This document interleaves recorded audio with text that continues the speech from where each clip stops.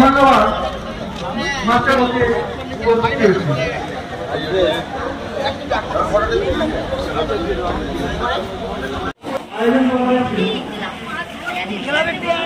আমাদের কাছে নাম লিখিয়ে যারা এবং আরো অনেকে সাইদ মোল্লা, জনাব সাইদ মোল্লা, তুমি একটু এখানে ইতু খান এবং নামগুলো লিখে নিন।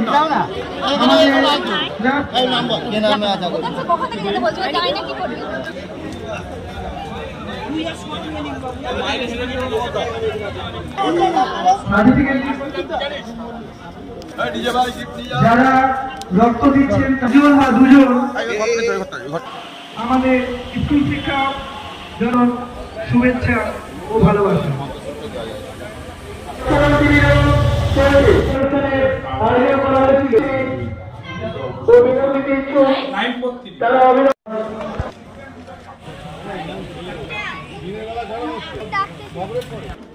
হাসান মোল্লা,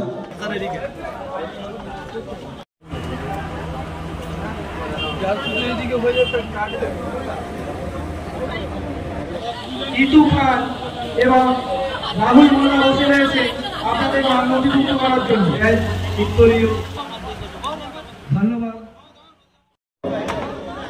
প্রত্যেককে অন্তঃস্থল থেকে অভিনন্দন, ধন্যবাদ।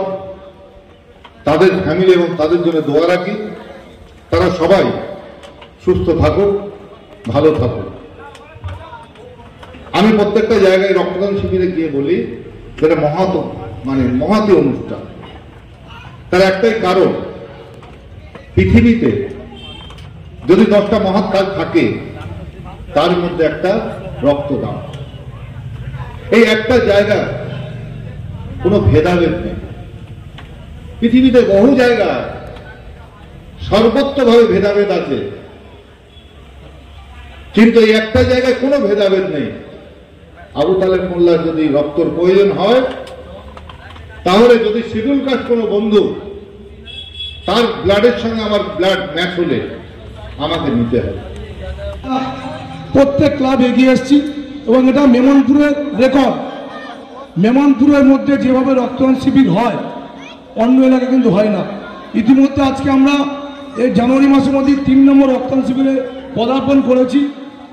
এর আগেও আমরা দেখেছি ঠিক তালপুকুর কানাইপুরি মাজারের কাছে একটা হয়ে গেছে, আমাদের নীলদর্পণ ক্লাবে হয়ে গেছে গত সপ্তাহে। আজকে চলছে একতা সঙ্গে প্রয়োজন রক্তদান শিবির। হয় না, আজও কোনো বৈজ্ঞানিক অনেক কিছু বৈজ্ঞানিক তৈরি করেছে, চাঁদে যেতে পারছে, হেলিকপ্টার চালাচ্ছে, প্লেন চালাচ্ছে, ট্রেন চালাচ্ছে, কিন্তু রক্তের কোনো আবিষ্কার করতে পারেনি। রক্ত মানব দেহ থেকে সংগ্রহ করতে হয়।